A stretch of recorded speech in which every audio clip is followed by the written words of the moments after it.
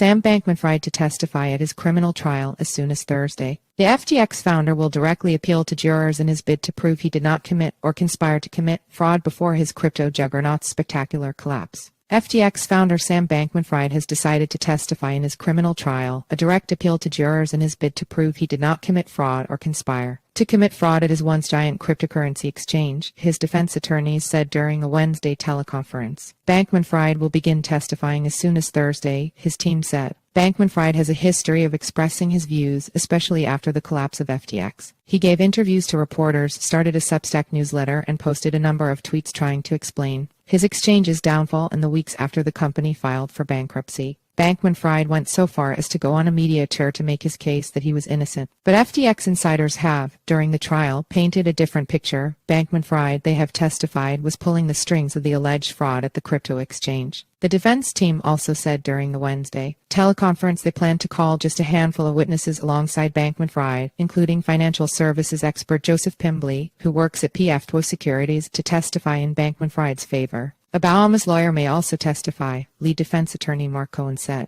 The prosecution expects to finish calling witness within an hour of Thursday's court session, beginning after calling just one more witness. FBI agent Mark Troiano, Assistant U.S. Attorney Nicholas Ruse said during the teleconference. The move comes as Bankman-Fried's defense prepares to begin calling witnesses after prosecutors spent 3 weeks laying out their argument that he defrauded FTX's customers and Alameda Research's investors and conspired with his fellow executives to hide his crimes and continue misusing those funds. Those executives, including Caroline Ellison, Nishit Singh and Gary Wang, testified against him after pleading guilty to various crimes of their own, with the defense mostly mounting seemingly unimpressive cross-examinations in their bid to sow doubt about the strength of the witnesses' testimony. In a separate filing Wednesday, the defense attorneys sought permission to introduce evidence that Singh and Wang had been inconsistent in how they described their conversations with investigators prior to getting on the stand. Now, Bankman-Fried is going to describe his version of events to the 12 jurors and 6 alternates who will be asked to decide if he's guilty beyond a reasonable doubt. While the U.S. Department of Justice must prove that Bankman-Fried actually met the statutory requirements of the different crimes he's accused of beyond a reasonable doubt, the defense only has to prove Bankman-Fried not guilty to that standard. Famous defendants have begun testifying in their own defenses, an attorney following the case told CoinDesk last month. There's an emerging trend now in these high-profile white-collar crime cases for defendants to waive their Fifth Amendment and testify in a way that never would have happened even 10 years ago, let alone 20 or 30, the attorney, who asked for their name to be withheld, said.